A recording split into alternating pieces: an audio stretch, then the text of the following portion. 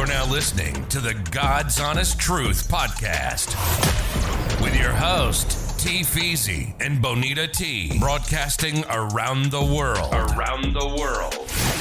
Giving you the unfiltered truth and nothing but the truth. So help us God.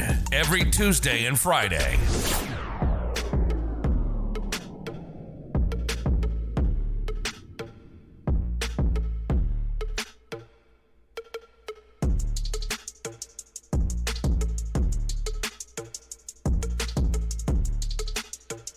And cut. Welcome back to the God's Honest Truth podcast. I am T. Feezy. And I am Bonita T. And this is episode 3. We got a good show for you guys this week. You want to give them a rundown? Yeah, so we're going to just jump right into it. Well, You don't want to talk about your week? Nothing? go ahead. How was your week? It's mellowing out a little bit, you know. Online school for the kids is sort of kind of getting mellowed out, but still a challenge. But, hey, I can't complain. I'm not going to complain. I'm alive. I'm well. My children are well, so I can't complain. What about you? My week sucked. Work sucked.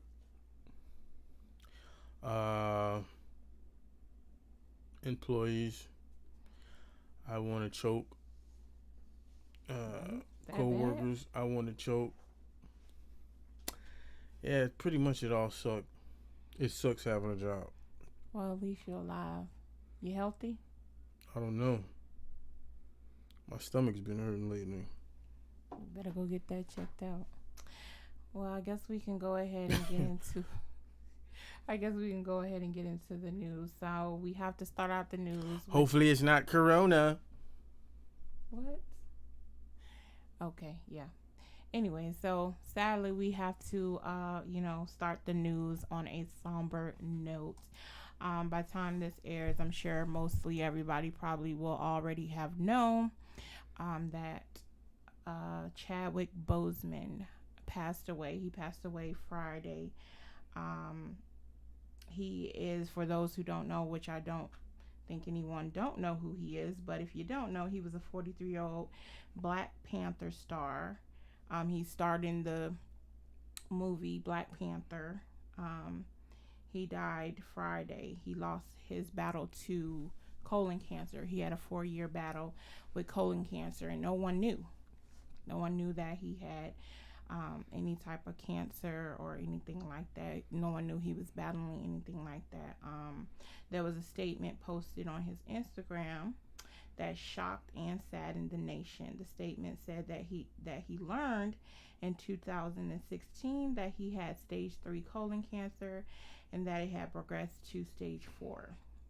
It is said that he died in his home with his wife and family by his side, though it did not say where he lived. So that's not reported. Most of the world, again, knows him for his groundbreaking role as T'Challa, aka the Black Panther. Through all of his battles, he brought the world many other films. So a lot of people probably don't know, if you didn't follow him as an actor, if you only seen him in the Black Panther, you probably don't know that he was in a lot of other films, a lot of good films, actually. One that I just recently watched on Netflix, which was a really good one, which was The Five Bloods. But he was also in The Marshal. He was in August Wilson, Ma Rainey, Black Bottom, and other films as well. So I found it very moving that he filmed all those movies while battling cancer and chemo treatments and multiple surgeries, they said. So that, that's really sad. You have anything to say about that? He did all of that while battling cancer? Mm-hmm. Yeah, and multiple surgeries.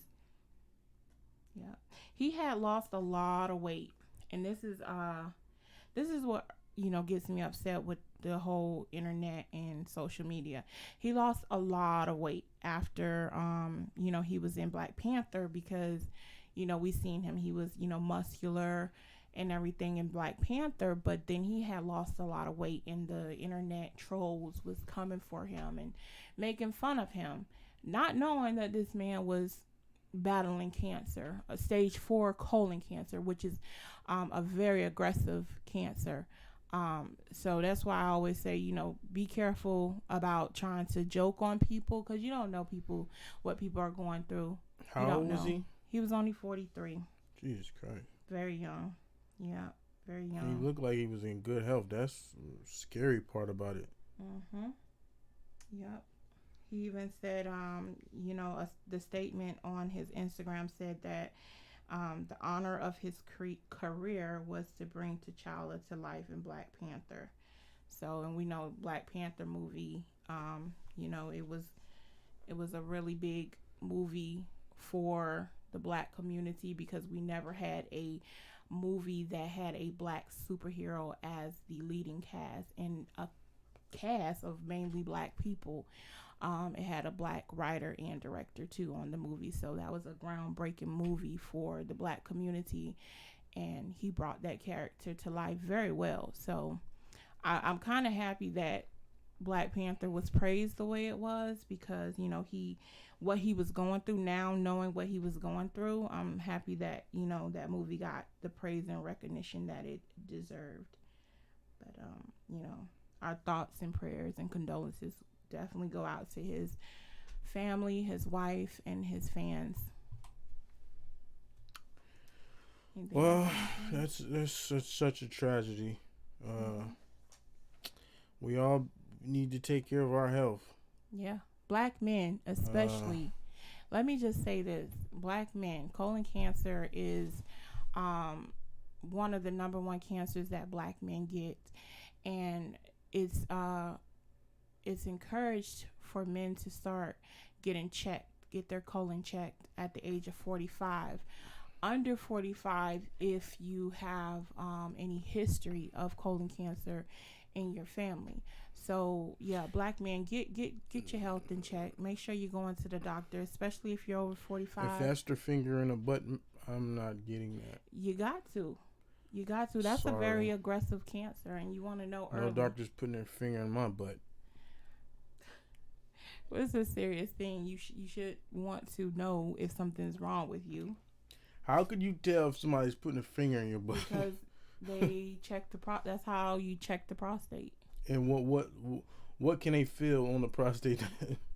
Maybe it's enlarged, inflamed. I don't know.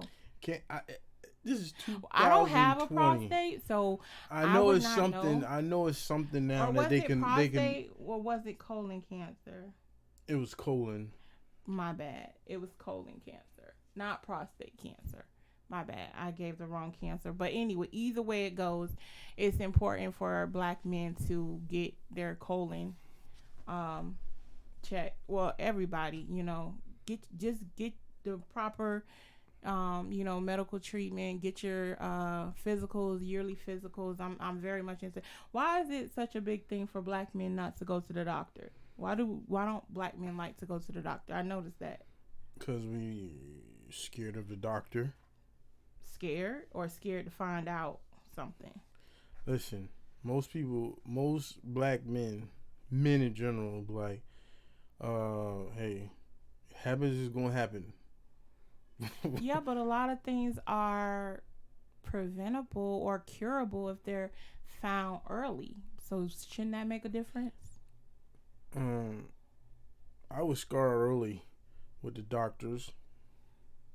What did the doctor do to you to scar you? He touched my balls with his bare hands. I don't know if is that like standard what they Yes. I mean, they have to, is some called testicular cancer, so I guess that's a part of being checked anyways as well. So I mean, either way, you just I don't make like sure the you're getting doctors. checked up. I don't like the doctor. No one likes the doctors. It's not a joy for anybody to go to the doctor, just like women have to go and get probed. I personally think your body tells you it sends signals if something's wrong. Not all the time. Yeah. Not all the time. It's some You silent just killers. ignoring it. It's some silent killers. It's some diseases out there that don't show signs until the end. Yeah. Until it's like advanced. So, but anyways, like we said, our condolences, prayers, and everything goes out to his family, and everybody that was close to him. And you know what? I want to say one more thing about that. During the whole 4 years of him battling that, nobody in his camp, nobody dropped that information. Nobody leaked that information to the media, because that would have been big. People pay people for stories and stuff like that. And like we were talking about on the last episode, this clout chasing era that we're in. Nobody in his camp. That's some true loyalty. He had some true people in his camp, because he didn't want the outside world to know, because he would have said something. So I wonder why he chose not to share that with the world. Personal matter. Family it's matter. personal. It's personal, but maybe he didn't want anybody to feel sorry for him, or I don't know, whatever his reasons was, there was his reasons. But I think that is amazing that nobody in his camp released that, or leaked that to the media. So that's some real loyalty there. But moving on. So we have some updates on Jacob Blake, who is still hospitalized. If you don't know, he was the man who was shot 7 times in the back by the Kenosha police officer. Reports were saying that he was handcuffed to the hospital bed. So here this man is. He's in the hospital, and he's paralyzed. And they handcuffed him to the bed. And the reason they handcuffed him to the bed is because he had some outstanding warrants. But his lawyer, Patrick Cafferty, has made a statement that the handcuffs have been taken off because his warrants were vacated. I'm sure they were. Yeah, they were vacated. The warrants were connected to a domestic abuse call from earlier this year. So that's funny. When that's why I say it's like almost like a loop. Person gets injured by the police or killed by the police, and then their whole history comes up. They were some type of criminal or something connected to them. I just find it so odd that all this stuff, it all plays like a reoccurring movie. Like they start bringing up the people's past history, and it's like, does that matter at that point? You shot me 7 times in the back. Does my criminal history really matter? I guess to them it does. So yeah, what do you think about that? Hey, it's just one after another. I mean, it sounds crazy, but how many more times is this going to happen? Don't know. Luckily, he didn't die. This one didn't die. Yeah, but he's forever affected. He's paralyzed. Yeah. So, his life is forever changed, and I don't see how they can even get around this one, because they literally shot him in the back. He wasn't any threat. How can you be any threat with your back turned? But of course, they'll try to find some reason. But I believe that, all this stuff that's going on is just really weird, how it all falls, how it all happens, how it all plays out. It all plays out in the same way each time. So there's just things that people are not talking about. Yes, yeah, there's police violence against citizens, but it's not just black people, it's white people too, it's Chinese people, yeah, it's mentally handicapped people. Yeah. Why do they choose to put the spotlight just on white cop, black guy? It's that black anger. What? It's to ignite black anger. Yeah, it is an agenda Definitely, at play. that's exactly what I'm saying. It's the same loop, and it all plays out the same way. It all This plays out the there same way. is they're trying to ignite something because you can only keep getting hit in the face so many times. Hmm.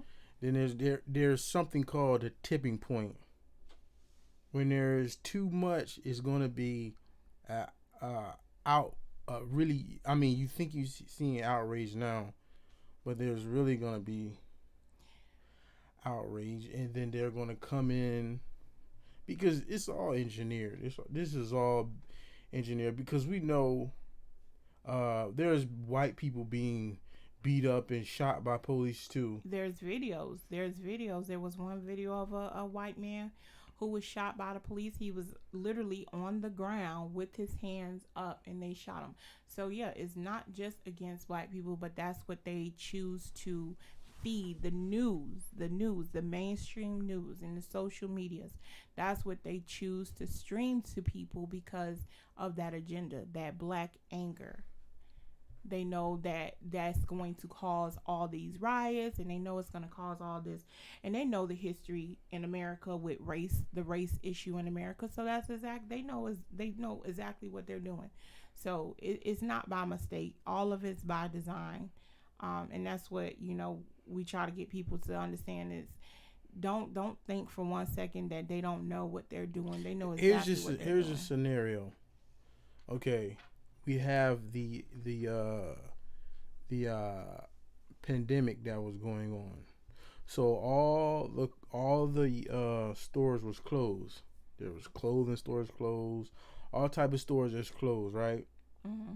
So a little bit after that, you got the rioting start happening. The situation with the police in Minnesota, Mm-hmm. and then the riots start. Okay, now all the buildings that was burnt down, all the stores that was looted, that merchandise was sitting in those stores for a month, 2 months. So what happens now when it gets burnt down, right? Mm-hmm. You get to collect insurance for all of that stuff. Mm-hmm. So And I seen something that said black people stop explaining to white people. rioting, looting doesn't do anything. It doesn't, and I'm against that. If I'm against it 100%. who when you riot, who are you who are you going after by rioting? But the thing about it, they're going into Okay, their own community. if you're targeting the store owners, 100 times out of 100, that store owner don't live nowhere near that store. Right. His store is there. He live off in a gated community somewhere, probably. That's what I find funny. They don't go in those communities and burn nothing down. So you burnt the store down, but guess what? You didn't hurt him. He probably wasn't going to move all of that merchandise, but now he moved all of that merchandise because guess what? He can collect insurance. Mm-hmm. You just put money in their pockets. Definitely something to think about. It's another perspective. It's like a weird. It's an agenda. Of course it is. And they even have videos of white police officer, undercover police officers, destroying property. So you gotta ask the question. There it is again. Ask questions. Ask the question: why is there undercover cops vandalizing buildings? Or why is it white people that's writing on these buildings Black Lives Matter, making it seem like it's black people that's doing it all. And here's another thing. Probably 70% of the people that's marching they're white.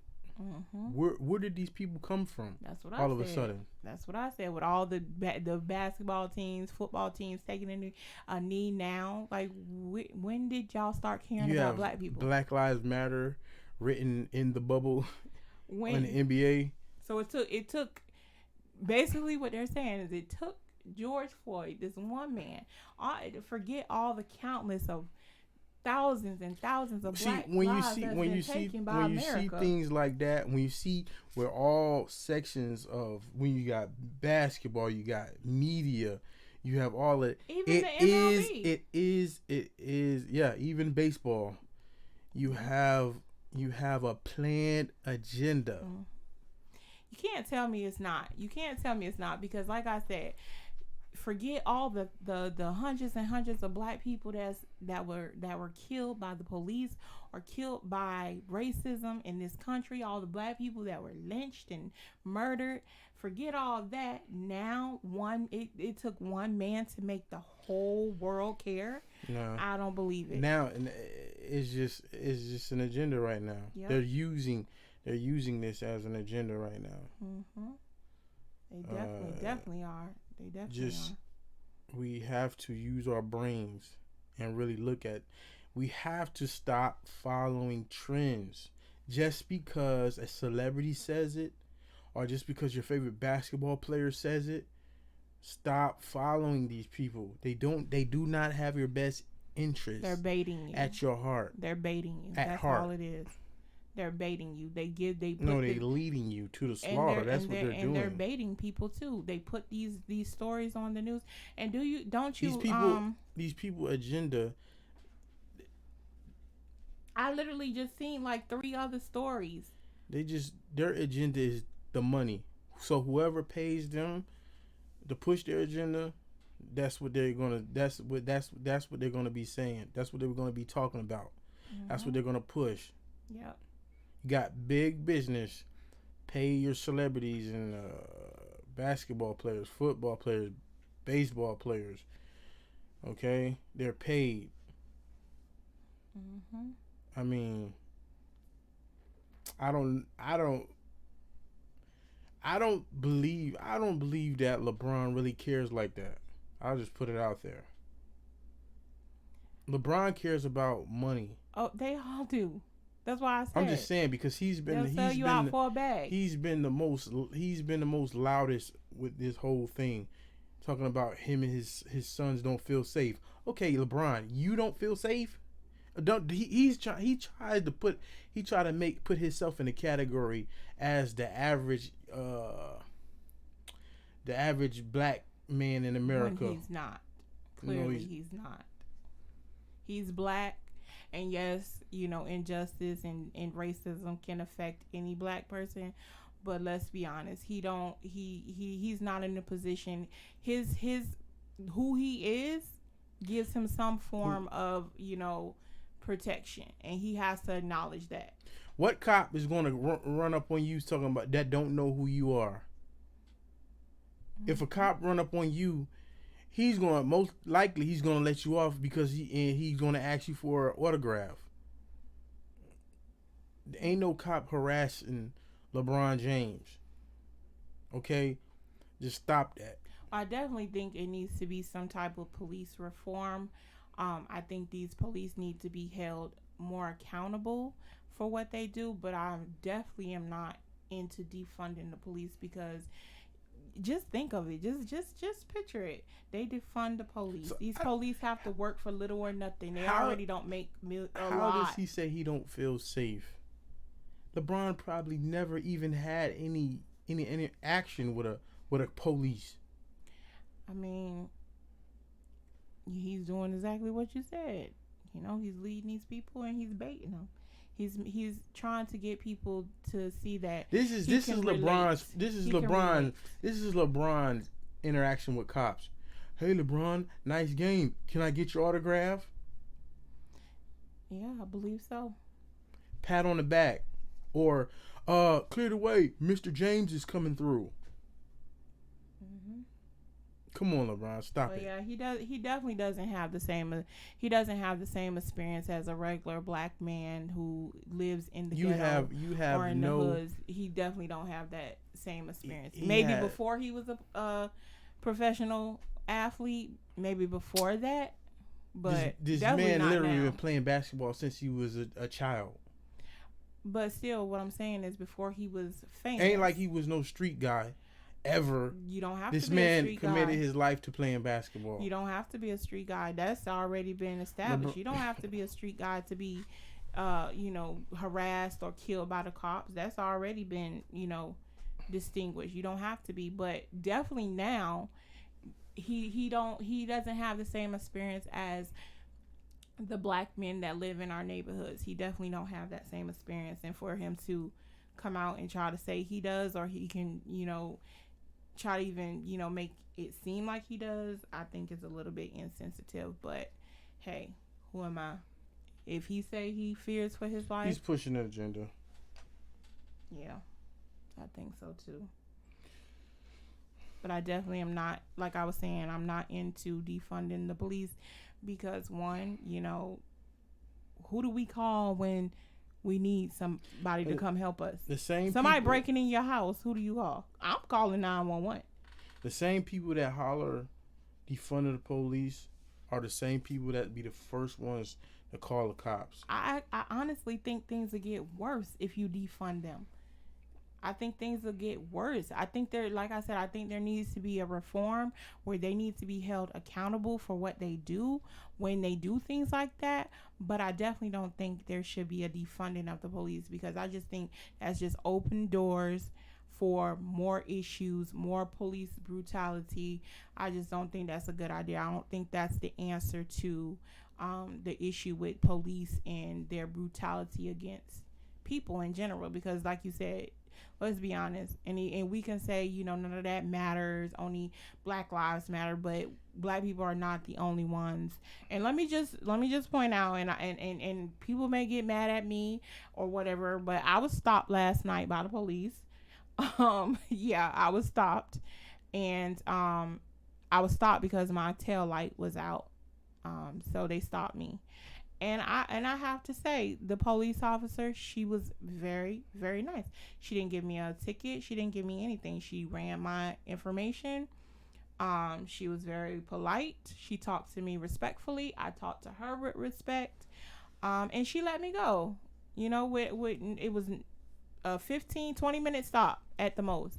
No issue. So I want to, put that out there too. Even though some people may get mad at me for saying that, all cops are not bad. Just like, they're all Black people are not bad. All white people ain't bad. There's good and bad in everything. It's good and bad in everything.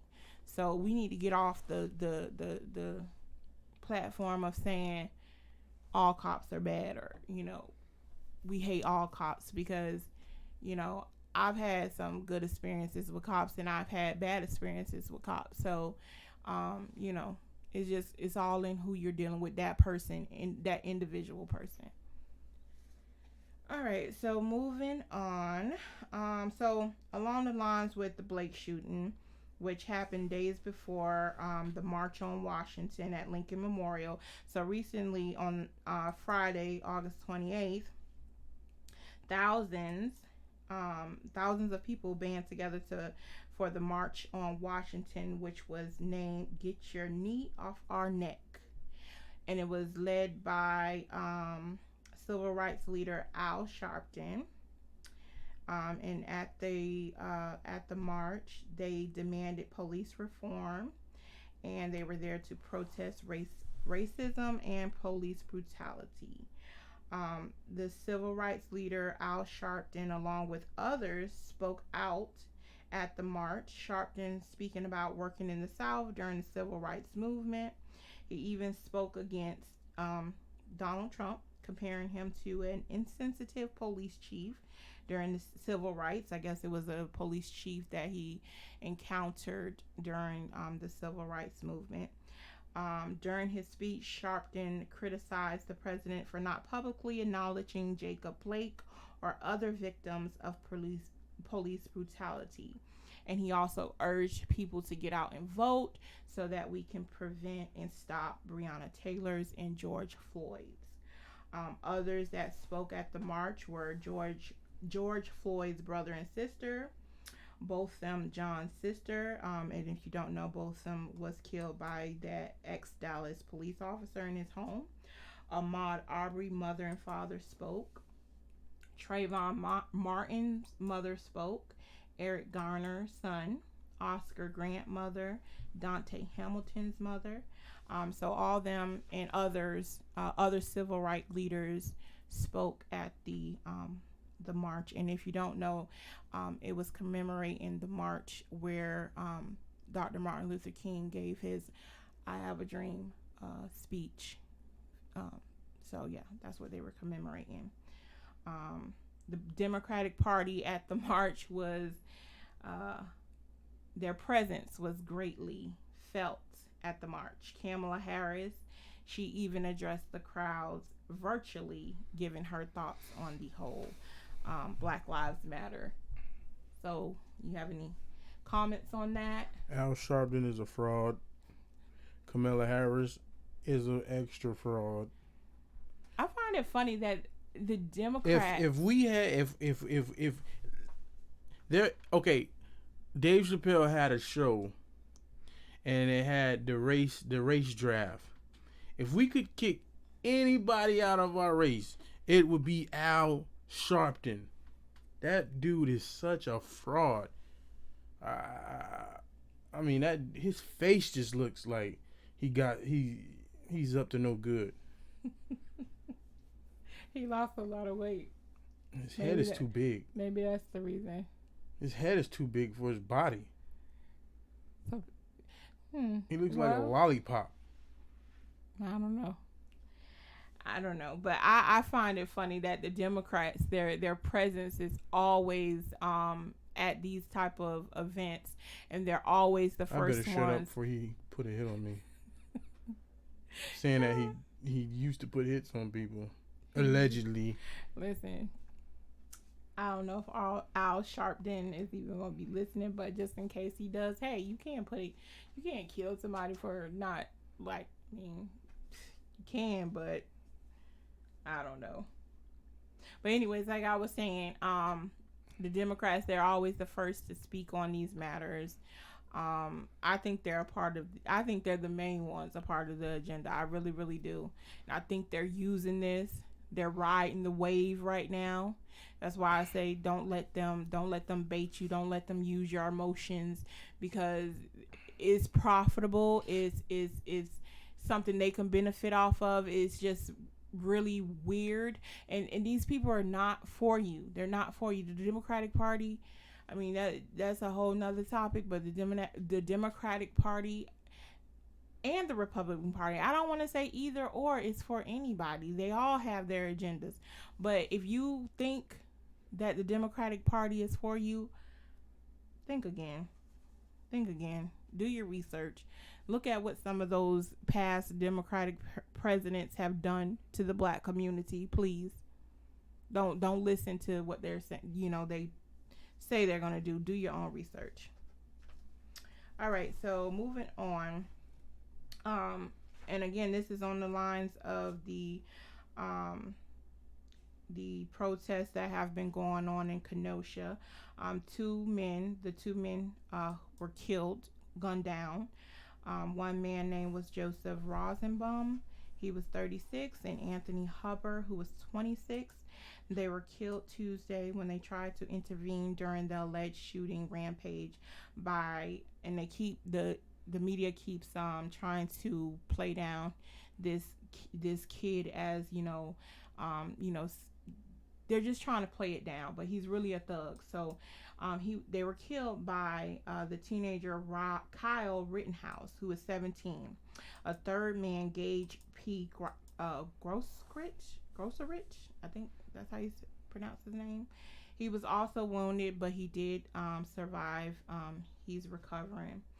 They do have cell phone video from the demonstration Tuesday night, and it showed Rosenbaum approaching the teen who was carrying the AR-15 style rifle. According to the charging documents, and Rosenberg appeared to throw a plastic bag at him before the latter opened fire. Rosenbaum was struck several times. Hubbard, who was also a victim, him and others followed the thug to identify him to the police.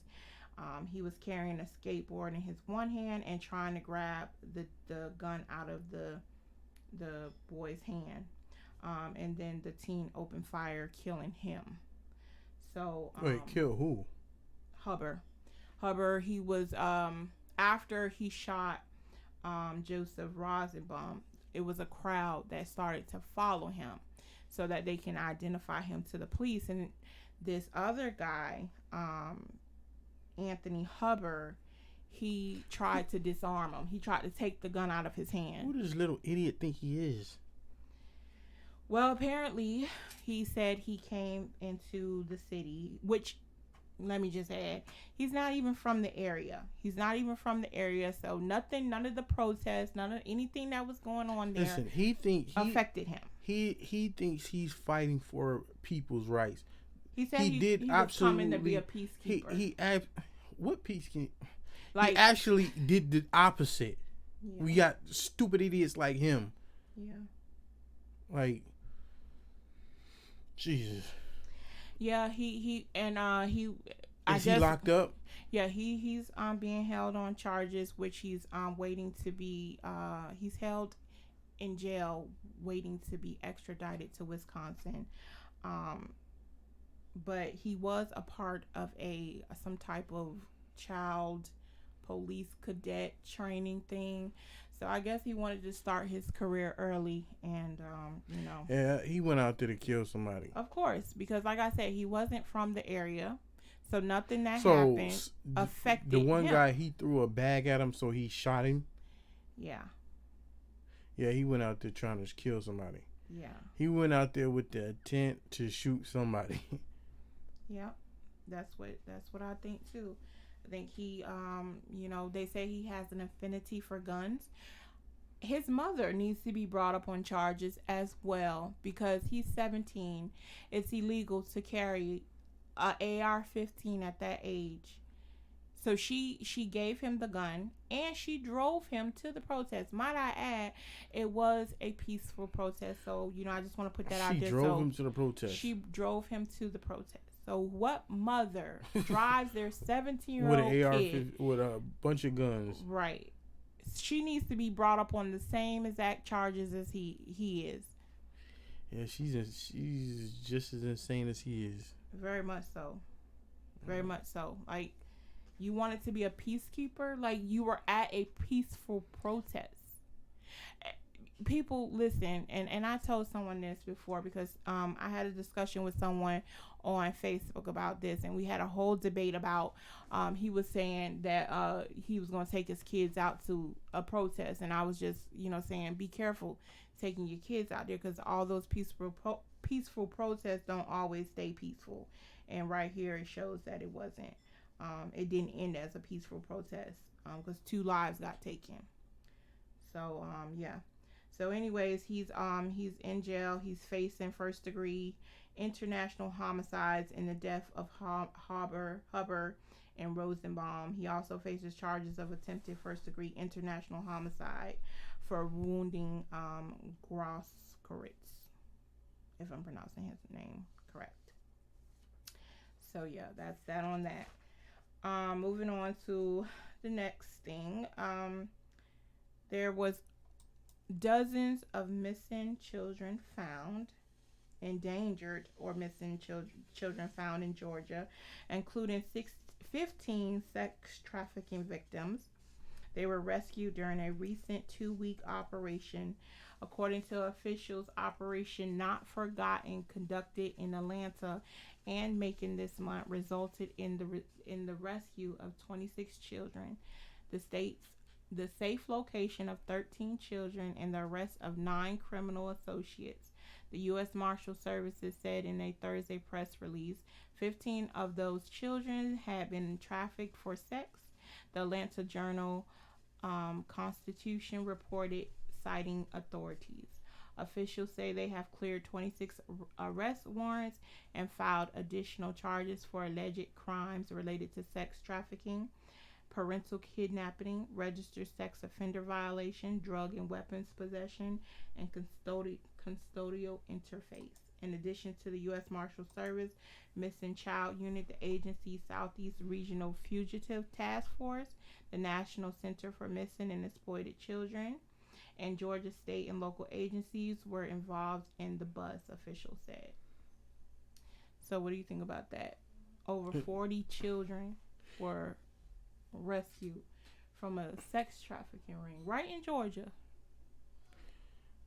This is a story that's it hasn't been widely publicized. I mean, you got to dig to get this, because we didn't see this on mainstream news. Why are we not seeing these things on mainstream news? That's a question we need to ask. This is huge.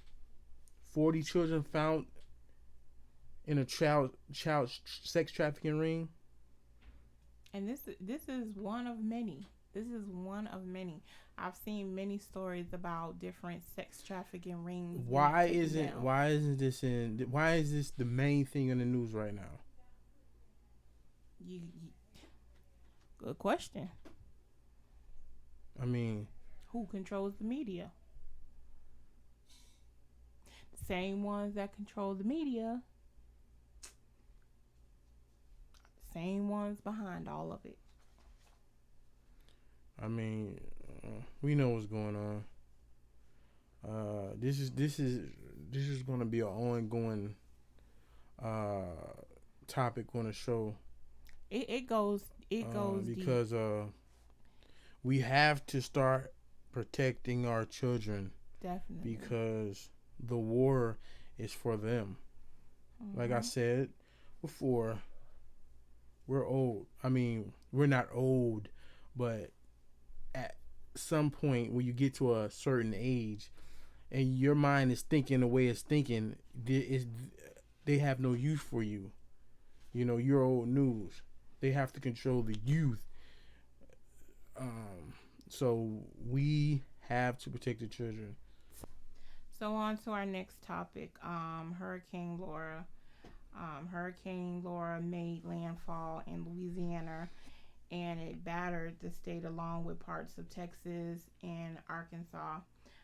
There is reported at least 6 deaths. 6 deaths were reported, as well as widespread damage. So it definitely made a lot of damage in those areas. So our thoughts and prayers go out to everyone in that area who was affected by the hurricane, as if 2020 hasn't been crazy already, you know, for people to have to deal with something like that, losing their home or even losing their life to something like that. It's just crazy. You just got to ask yourself, what's next?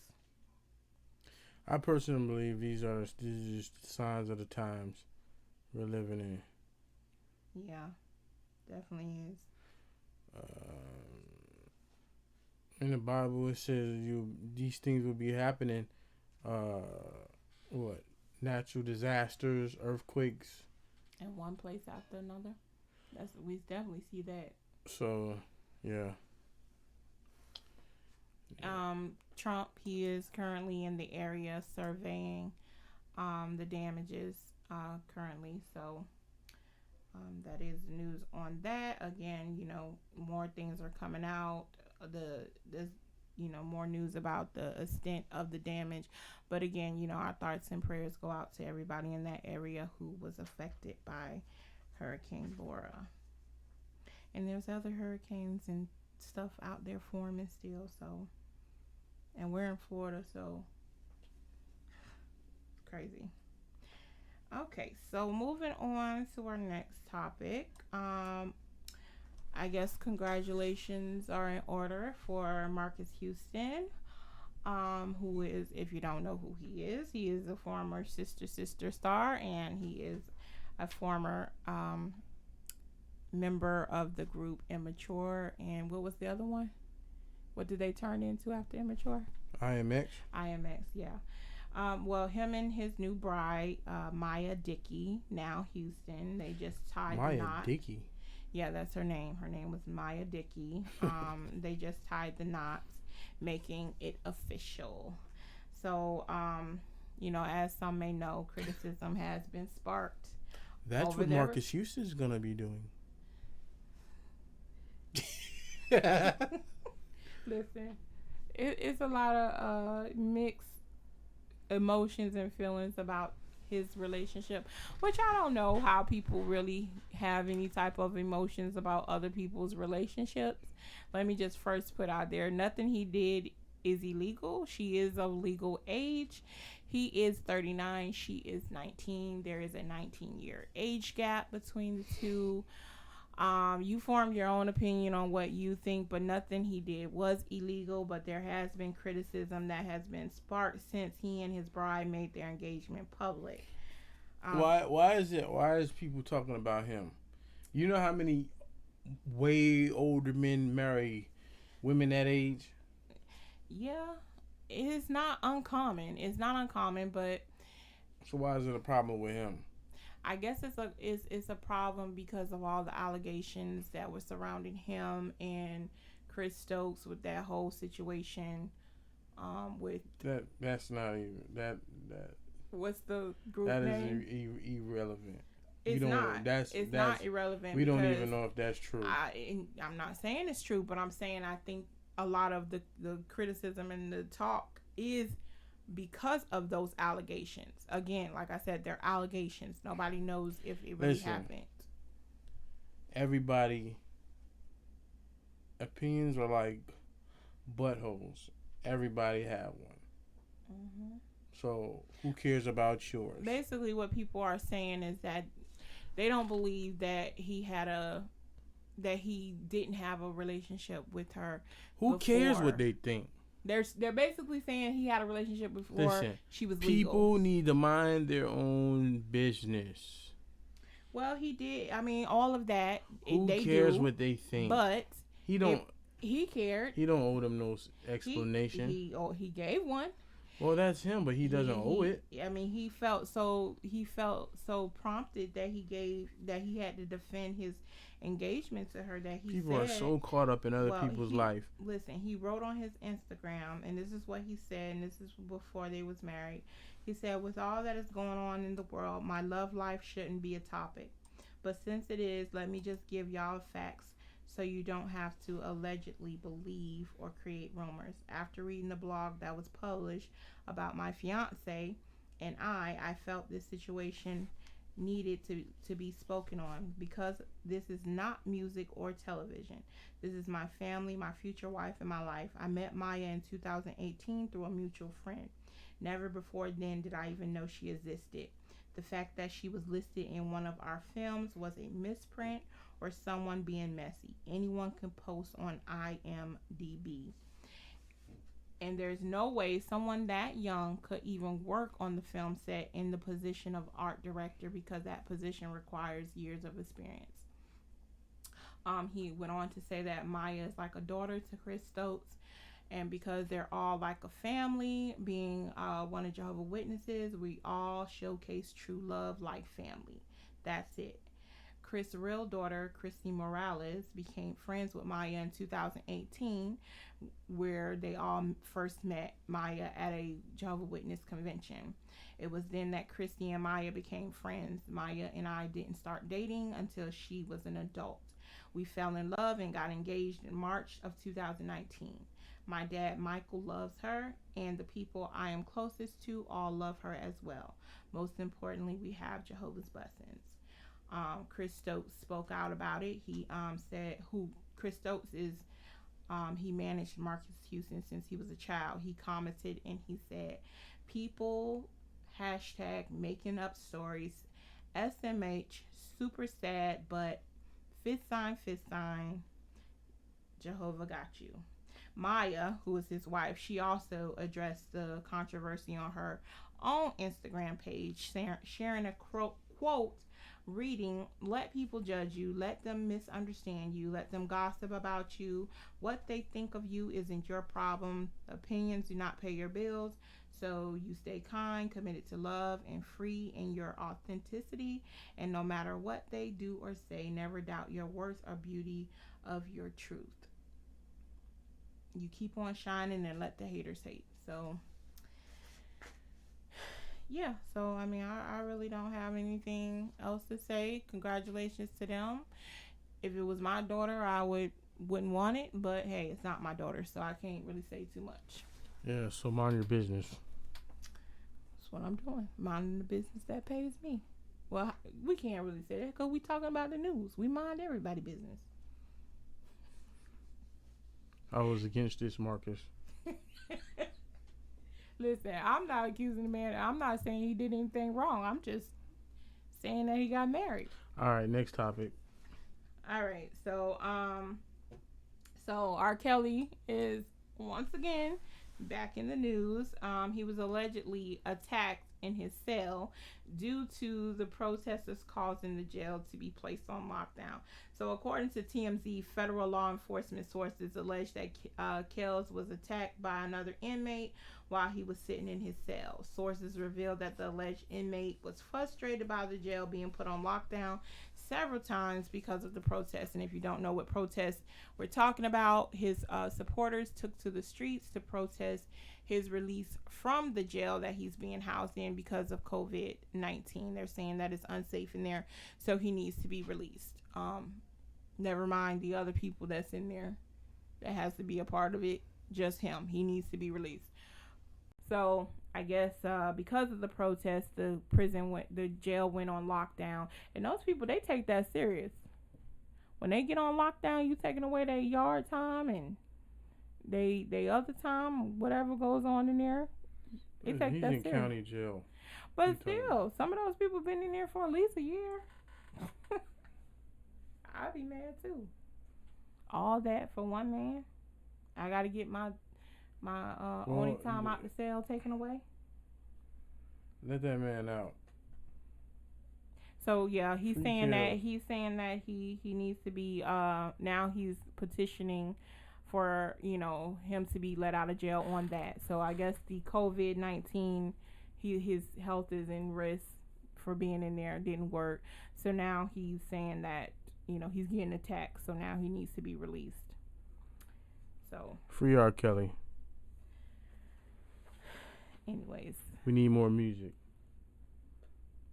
Really? So what if he is a predator? That's why I choose to. You can make music from jail. That's why I choose to just, I don't say keep my opinions to myself, but that is I just choose not to say he's innocent, and I'm not gonna say he's guilty. I know they say it's hard evidence out there. I've yet to see it, but I don't know. I'm not gonna say free him because he may be a predator. All right. Well, moving on from that. Anyways, he don't deserve to be attacked. Don't attack the man, for goodness sake. Don't attack him. Moving on. So Jeff Bezos, he is now the richest person in the world. Bezos, he is the Amazon founder and CEO. He is now worth $204.6 billion, which, by the way, is $90 billion more than the world's second richest man, who is Bill Gates. Bezos is the first person to amass a $200 billion fortune. So he's now. I don't think he's the richest man in the world. I don't think so. I think they're saying that because I think it's somebody in this world who got more money than that. There's a lot of people in the world. But, he's the most popular, richest man in the world. They should report it like that. He's the most popular, richest man, because I doubt Why would they print it like that? Well, they're not, but I'm saying they should say it how it is. Because I doubt highly that he's the richest man in the world. But he is pretty darn stinking filthy rich. That's a lot of money to have. You gotta keep up the persona. I mean, he made a lot. I mean, just think, he made a lot of money because of the pandemic. He was one of the people who profited largely. It's kind of weird that the richest people in the world is always from America. That's why I say I don't believe he's the richest person in the world. I don't believe that for 1 second. I mean, what about, and I don't even know how much she's worth, but And I don't think anybody knows how much she's worth. What about the Queen of England? I don't think anybody has ever come out and say how much she's worth. Yeah. We won't talk about that. Huh? We won't talk about that. No, I'm just saying how much she's worth. I don't know, I'm not saying anything else about her, but I'm saying how much she's worth. But anyways, that's what they're reporting, that he's the richest man in the world. So that's what it is. I know he got a lot of my coins. And I ain't ashamed of it, because Amazon is very, very convenient, especially during this pandemic. That's why he's the richest man in the world. Well, he came out with a product, a need. No, he came out. The shipping is what makes him, is probably that what shot him to that number one spot. Probably. That same day or next day delivery. Yeah. I enjoy it though. Hey, I can't talk too bad about it, because I personally enjoy the benefits of getting my products the next day. So, hey, it is what it is. Well, moving on to our last topic in entertainment news. Romeo Miller, he has come out and he spoke out in defense of his dad, Master P. As you guys know, we already talked about it in a previous episode. Everything that was surrounding Master P and everything that's going on with him and his brother and his family. Well, Romeo recently said, although they can turn off the switch for outside opinions to protect their peace, but most unfortunate thing is that his family is blaming one man for their lack of success and happiness. Saying he went on to say that he is not God, and he was asking the question, what if his dad never dreamed big? What if he settled as a kid? What if he never made it big and got out of that neighborhood where he grew up and got murdered like his little brother Kevin? So he came out and he basically said, hey, you can't blame one man. He's not God. So again, like I said, whatever is going on in their family is all speculation. We're just on the outside looking in. So, but again, don't put family matters on social media. It never goes away. Even when the family comes back together and forgive each other, those things that you said on social media never goes away. It never does. Nope. Somebody always gonna pull some receipts from somewhere. But that's it in entertainment and the world news. What you got for us next, Feezy? Alright, we got a new segment on the show. Weird stories from around the net.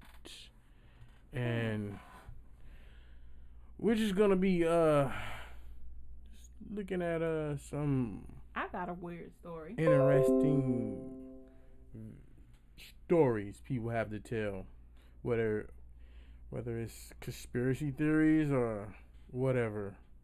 Can I tell my weird story? Go ahead. Okay, so apparently I seen this meme, or it was a topic on social media. They're apparently using new mobile testing facilities for the testing of COVID-19. What's interesting about these mobile testing units is the image, the symbol on the outside of the building. The symbol is, it looks like the god of death, Anubis. So if you don't know who Anubis is, he is the god of death. He's look him up. It goes into detail. If you look him up on Google, it goes into detail who Anubis is. Some people are saying it's an aardvark, but to me, it looks like Anubis, the god of death. So why would an aardvark be on a testing? I don't know. That's why I said it does look like Anubis. So you be the judge. Does it look like Anubis or is it an aardvark? All right, let's get to our video. All right. Let's go. Listen, God bless you. My name is Rodriguez Pickens from the Out of Body Experience video. I believe that God has given me a message for the nation of men. A very powerful dream, and if you listen and take heed, I believe that it has the power to save. God had gave me the dream on August 29th at 6 a.m. And he gave me a dream. I was in a big house. And the house was more of a party environment. It was a party setting. The lights were dim. I'm sitting on the couch, and there was men and women couples sitting around the couches around the entire room. And upstairs, there were many rooms, and in each room, there was a different couple in there. So this dream was more like a place where fantasies get fulfilled. And so whatever your fantasy was mentally or deep in your heart, this was the place where all of those were fulfilled. And very dark. And in the midst of me observing where I was, I heard a knock on the door. And so I get up. I open the door, and outside of the door were a line full of women. And I had a choice to invite them in or to make them stay outside. So I end up inviting them in. And when all the women came in, I noticed that one of the women was actually my fantasy. I approached her. I didn't have to talk. I didn't have to run game. I didn't have to say any words to her. She willingly grabbed my hand, and we began to sit down. So she grabs my hand, and we go to the couch and take a seat. And in the middle of me talking to her, she takes off all her clothes. And I did not know it was gonna turn this fast. And so, and I remember her telling me these words. She said, "Come, taste of my flesh. It's sweet." And I said, "Excuse me?" She said, "Come, taste of my flesh. It's sweet." And so I had a decision to make, and I ended up giving in. And so I tasted of her flesh, and I said, "Oh my goodness," I said, "it's sweet." And at the moment that I tasted of her flesh, my perversion went to a level that I've never thought it could go. And I knew my perversion had went to a crazy and very deadly place, because in the middle of me tasting of her flesh, I found out that she had a male private area and a female private area. And at the point when I saw it, because I was so perverted, I didn't care. I said, and matter of fact, my exact words were, "It don't matter. I came this far already. I ain't gonna worry about it." So I continue to give in, and I continue to eat of her flesh, and because the sweetness was very enticing. And so at that moment, keep in mind that whatever your fantasy was, the woman would fulfill. And so the women all around the room, even upstairs with the men, whatever they thought in their mind, whatever fantasy they envisioned in their mind, the woman did without them asking. And so we get to a point now where me and the woman was getting more intimate. And whatever was on my mind, she manifested. Whatever I thought, that's what she did. And so in the middle of me going down such a sinful path, I heard a great thunder outside. And the thunder was so loud that it woke me up out of my sleep in sin. And so I came to myself, and I went to the door because I was afraid of what that sound was. And so I go to the door, and I open up the door, and in the middle of the skies was a gray smoke that was covering up the skies. And when I first saw it, it terrified me because I didn't know what this was. I've never seen the smoke go across the skies. It looked like it was trying to cover up the skies. And so I called my dad, and I said, "Dad," and in the dream, he was a police officer. And I said, "Dad, have you heard about or seen what's going on in the skies?" And my dad's words were, "Son, it's okay. They're fixing it. It'll be all over soon." He said, "Don't go outside. Just close the door." I said, "Okay." So, of course, I'm shutting the door, and I'm turning back around, and because I'm ready to tell all the men and women about what's going on outside. And so the moment I turn around, all the women were gone. And so I thought I was losing my mind because I'm standing at the door, the only way in and the only way out. And I turned around, all the women gone. And I knew it was crazy because all the men that were upstairs came running downstairs because they asked, what's going on? All the women disappeared. And I thought I was losing my mind. And so everybody in the house terrified. And so I go by the stairs and I see my son crawling down the stairs. And so I get him, I pick him up. And I hear a whole bunch of screaming going on outside. And so I grab my son and I go outside, even though my dad told me not to. I go outside with my son on my shoulder. And the moment I walk outside of the door, a mighty wind blew and rushed against my body, which caused me to fall. And I end up throwing my son in the air. And the moment I threw him in the air, he vanished. He vanished in the middle of nowhere. And I began to scream and cry out, where's my son? Where's my son? Haven't I seen my son? And nobody paid me attention because everybody was already panicking outside. We didn't know what was going on. But when I looked at the skies, that little piece of smoke that I saw was just the beginning, the little small smoke, it actually began to cover the entire skies. And it was very dark. And people were screaming, they were panicking. And I was like, what's going on? And I heard there was one person in the crowd that was crying. And I said, hey, what's going on? And the man said, man, we messed up. We messed up. I said, what you mean we messed up? He said, Jesus came back. He came back, he took his people. We got left behind. And I immediately ran into the middle of the street and yelled, Jesus, Jesus, Jesus. And I cried out so loud, Jesus, Jesus. And to the point I began to cry. I was like, Jesus, Jesus. I'm like, Jesus. And I could see the glow of the presence of God in the sky, but it looked like it was leaving. And the more the Spirit of God was being uplifted from the earth, the colder and darker the earth got. And I kept crying out, Jesus, Jesus, Jesus. And I kept calling his name and I was crying. It was like he heard me, but he ignored me. And I said, Lord, this is a dream. This is a dream. This is a dream. I was like, wake up, wake up, wake up. But I could not wake up. I was preaching, man, scratching myself. I was doing whatever I could to wake up, but I couldn't wake up. And so I fell on my face and cried out to Jesus, Lord, Jesus, please wake me up, wake me up. And I could not wake up for nothing. And when I stopped trying, I ended up waking up. And when I woke up, I cried so bad because I thought I was still in the dream. And I woke up and I was crying out, and my wife came to assist me and try to get me to come to myself because I thought I was still in a dream. I thought I was left behind. And I began to cry out.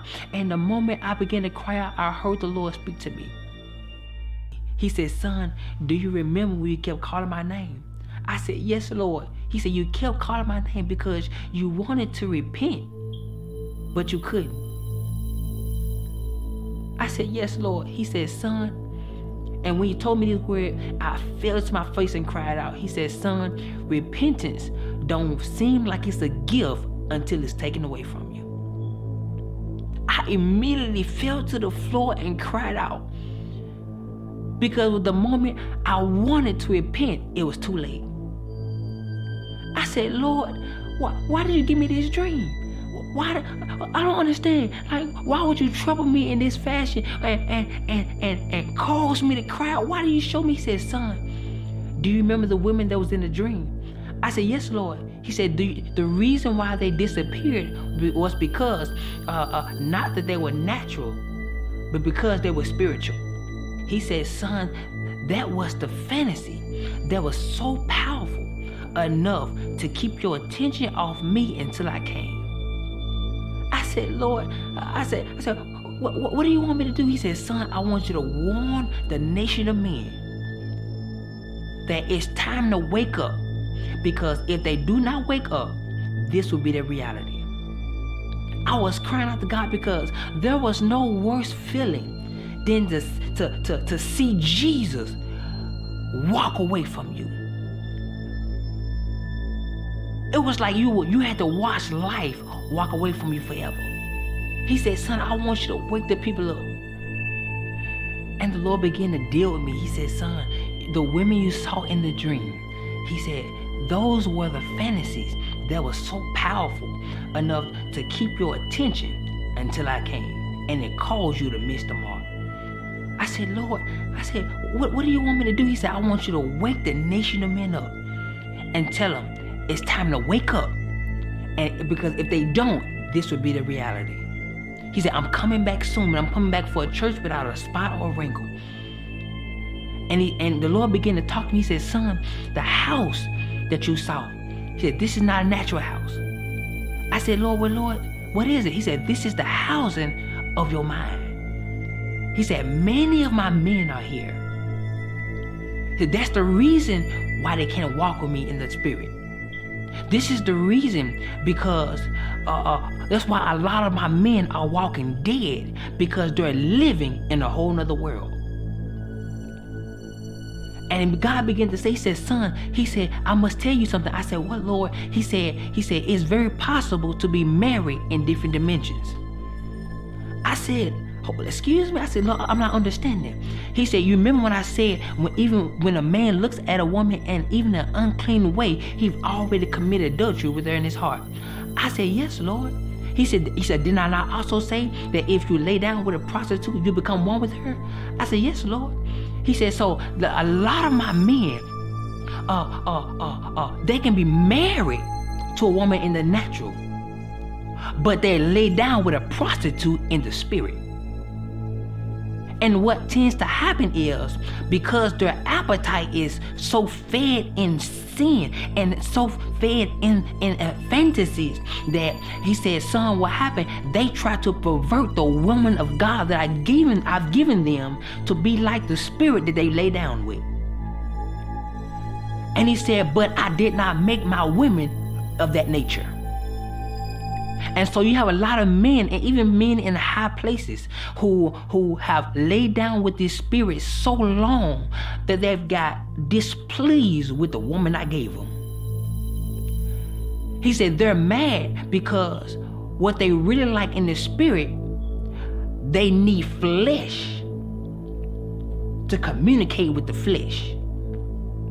And the reason why they beat the women, they talk bad about the women, the woman of God that I've given them, is because the one they actually in love with in the spirit, they can't touch, because their spirit needs a body. And so when the woman that I've given them will not convert, then they abuse them. He said, but son, I want you to wake my people up.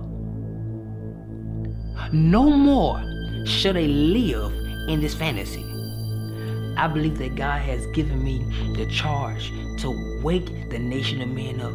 No longer shall you be satisfied from a fantasy.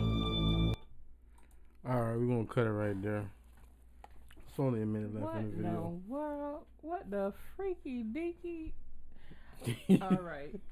Hey, what he was saying was, I get the message, not off. what he said, a but lot of you niggas is going to be in pre-stroke. listen, And you're going to show up and you're going to be like, is that you? I get what What he's are you saying. doing? I get the message, but the guy is clearly bugged. No, he's bugged not. out. Yeah, he I don't is. think he's bugged out. So you telling me that God gave him a dream I don't. of some naked? No, listen. I don't know what type of stuff he was watching before he went to sleep. Let's talk. I don't know what type of stuff this guy was watching before he went to sleep. He said That's where his dream came from. he said the woman had two. She had parts of a woman and a man. Somebody need to check And his internet history. He said, "Oh, I ain't even gonna worry about it. I came this far." What? And he said this was his fantasy. Like I said, Somebody I don't need know. to check Rodriguez. What is his name? Rodriguez. I don't know his name, but check his search history. Bet you'll find some real interesting. Yeah, it's sweet. Yeah, I mean, I get, like I said, I get the message that he's Taste trying of my to. flesh. It is sweet. And Yeah, I tasted of her flesh, and I said, "Ooh, it is sweet." You is sweet. I was literally over here trying to contain myself from laughing because oh my God. Listen. God, I don't think God came to him and gave him that dream. I think he was watching something on the internet and dreamed about it. That's a little bit too freaky. So you just dreamed that it was a line of women at your door and they just came in and got butt naked. He said it was a woman of his fantasies. Yeah. Okay. I get the message, but the guy's what was you tasting of her flesh? You know what he was tasting. He said, he said, so I continue the taste of her flesh. What were you tasting of her flesh? She had male part and women. What? So she was a transsexual. Obviously. But transsexuals don't have women and male parts. They have either or. I don't know. Hey, that's his fantasy. I don't know. Yeah. I don't know what type of mess he The into. question is, do you believe it or do you not? I'm going to just have to give you a big no. Hey. I mean, I get his message. Like I said, what he said is true. You know, we are as a society distracted by a lot of things. You know, whether it's sexual, money, whatever. We're distracted by a lot of things. So. Hey, I can feel what he's saying though. Of course, but I don't think God gave him that dream. I don't think so. I don't think God gives no freaky deaky dreams like that.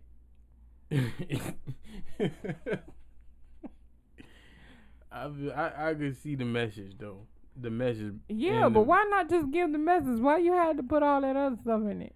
If he indeed had that dream, it wasn't from God. That's part one. Maybe he thought next week he had another dream. Oh my God.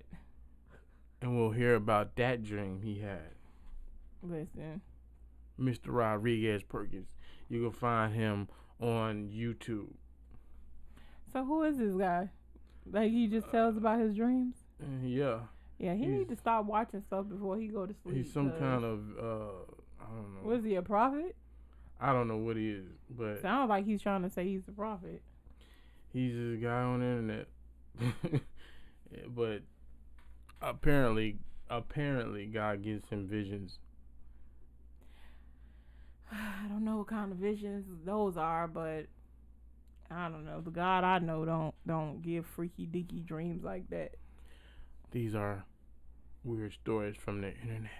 Yeah, that definitely was a weird one. I never even heard that story before. So that was my real deal reaction to that story. So I'm kind of interested in hearing the second part, because how much more weirder can it get from there? Well, anyways, we're gonna wrap this show up. Is it anything you want to plug? Social medias. Yes. Follow us on all our social medias. You can find us on Instagram, Twitter, and Facebook. On Instagram, you can follow us, the Gods_Honest Truth Podcast. Twitter at the Gods, or is it at _the Gods? Anyways, all our social medias will be linked. So if you hit the link, it'll take you to all our social medias. And if you want to show your support, they're in the link. They're in the description under the video. Yeah. And if you want to show your support, share this video, like it, comment, and subscribe. Yes, that helps the channel to grow. And by sharing the videos, it helps others to know about the channel and our podcast. So, yeah. And again, like I said before, we are only going to get better. Last week's episode was, better. We had sound got a little bit better. We're working on it. Nobody starts out perfectionist, but we're getting there. Anything else you want to say? Nope. See you next week. Bye.